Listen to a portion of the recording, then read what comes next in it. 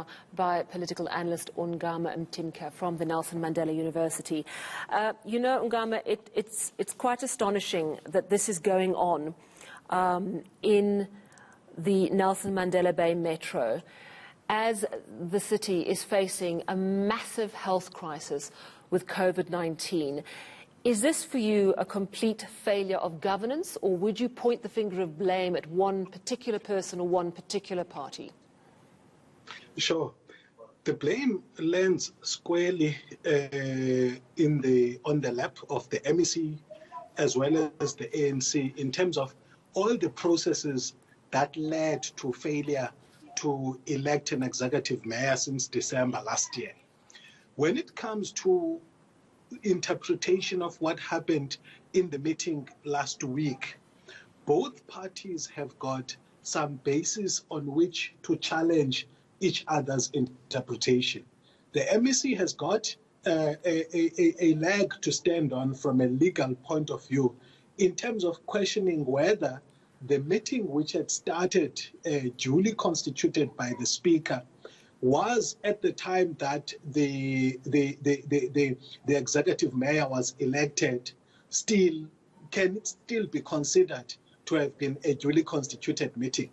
This was the case when Ethel Trollip was removed, because the DA precipitated a legal crisis. Obviously, the ANC had made a pre-calculation and called a representative from the NEC to preside over the meeting so that it retains its legal status. The question will be on the part of the DA whether they explored the option of inviting the NEC to send somebody to preside over the meeting when the Speaker was apprehended, allegedly, and taken out of the meeting, and when the municipal manager, I believe, illegally refused to preside over the meeting, citing intimidation over his family.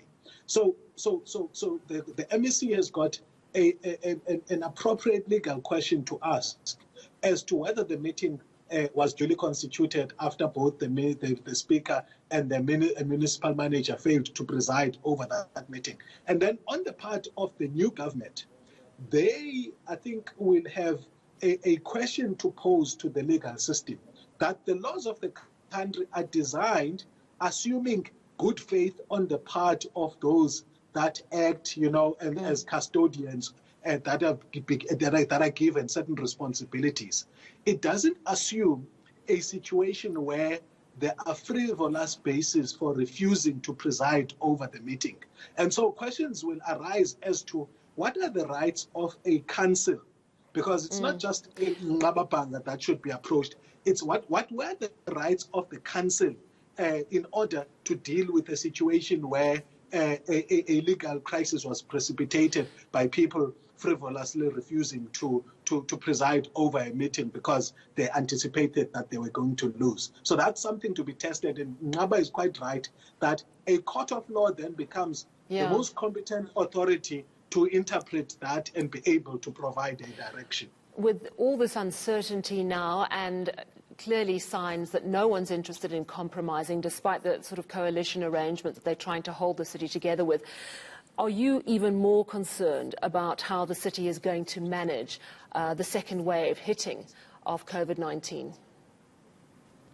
One is concerned. What I quite appreciated, though, is that it seems like the administration is moving along with the new political executive. So that's a good sign, because it shows that there isn't necessarily an opposition of the new executive. I think there will be pockets within the municipality that still are confused as to how to relate with the new leadership. But if we assume that what we've seen in the public so far, that there's support for the new administration, what it means is that the political chaos at least is being addressed, which then positions the municipality to play the role that it can play in terms of preventing the spread of COVID-19.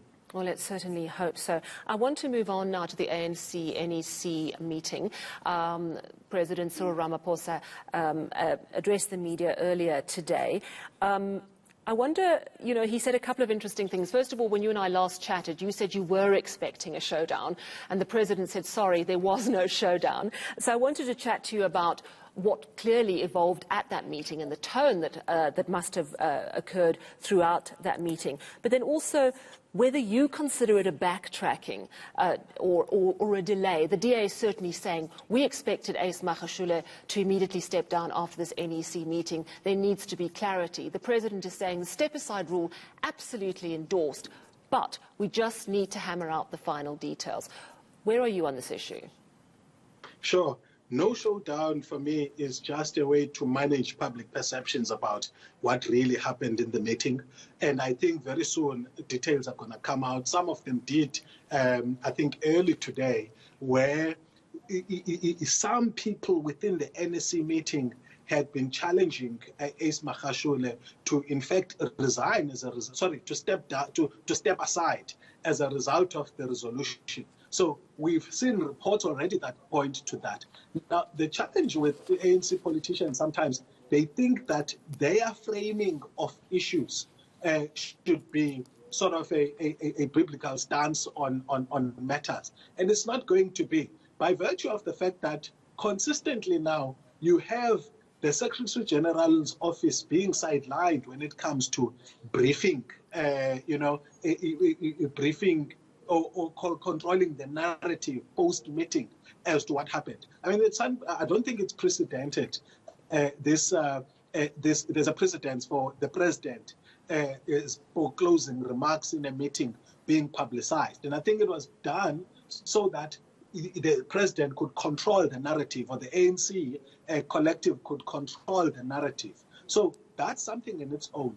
The fact that Ace Magashule has been compelled, not out of his own free will, to go to the Integrity Commission of the party, it also counts for something. Because remember, Sally, my view is that there's a high risk, high reward strategy, which means to just force Ace Magashule to resign or do something by voting so that the split which is happening in the ANC is formalized. The president's approach, though, has been one that chooses a slow approach that tends to want to win people over and appear to be subjecting things to processes in order to finally strike.